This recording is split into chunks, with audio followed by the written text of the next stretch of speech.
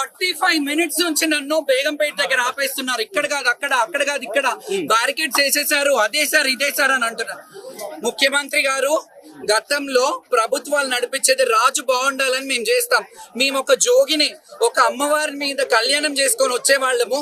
మాకు ప్రయారిటీ ఇవ్వకపోతే నిజంగా ప్రభుత్వాలు ఉంటాయి పోతాయి. నేను చంద్రబాబు నాయుడు గారు, వైఎస్ఆర్ గారు, రాజశేఖర రెడ్డి గారు నుంచి చూశాను. ఇప్పుడు మీరు వచ్చారు.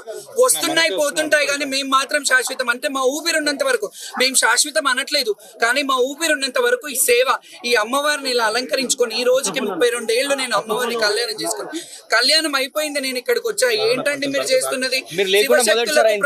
నేను అదే నేను అంటున్నా. 45 minutes నుంచి నన్ను తిప్పుతూ ఉన్నారు పోలీసు వాళ్ళు. నిజంగా గవర్నమెంట్ ఫ్లాప్ అయిందని చెప్పాలి, ఫ్లాప్ అయిందనే చెప్పాలి. నేను మంత్రి గారికి, కొండ సురేఖ గారికి మెమరాండం ఇచ్చాను. మీరు కమిటీ వేయండి, శివశక్తుల కమిటీ అన్న వేయండి అని అంటే మిమ్మల్ని కమిటీలో తీసుకుని ఏమంటారో ఏమో అని అంటారు. మంత్రి గారు వచ్చి ఒక కమిటీ వేయమని అడిగినప్పుడు వీలైతే వేయాలి, లేకపోతే అట్లీస్ట్ మా నీడ్స్ ఏంటో చూడాలి. ఇక్కడ వచ్చేది 70% శివశక్తులే వస్తారు. మీరందరు చూడండి, 70% ఆఫ్ శివశక్తులు ఉంటారు.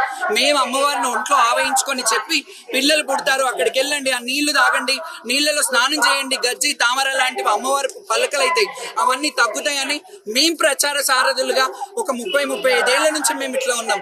మీరు మాకు ఇచ్చే గౌరవం ఇదా? పోలీసు వాళ్ళే, ట్రాఫిక్ లేనే లేదు, వీడియోస్ కూడా ఉన్నాయి. పోలీసు వాళ్ళు ఇక్కడ కాదు, మాకు ఇక్కడ లేదు, మీరు అటు వెళ్ళాలి, అటంటే అటు వచ్చాం, అటంటే అక్కడ ఆపేశారు, మళ్ళీ ఇటు వచ్చారు. తిరుగుతూనే ఉన్నాను. 45 minutes నుంచి కళ్యాణం అయిపోయిందని తెలిసింది. బాధ అనిపిస్తుంది. ప్రతిసారి నేను గొడవ పడడమే అనిపిస్తుంది.